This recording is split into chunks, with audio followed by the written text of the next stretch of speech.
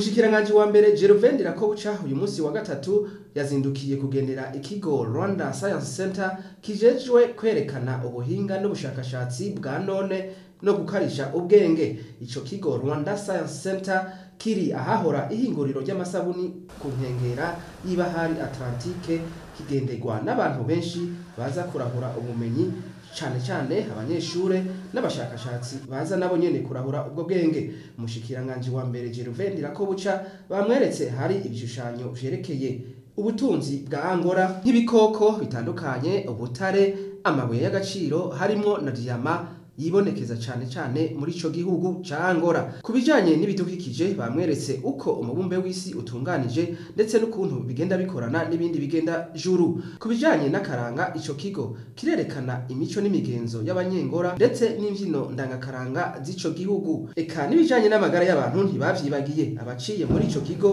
bakaba baronswa inyigisho zerekeye gutunganya amagara yabo.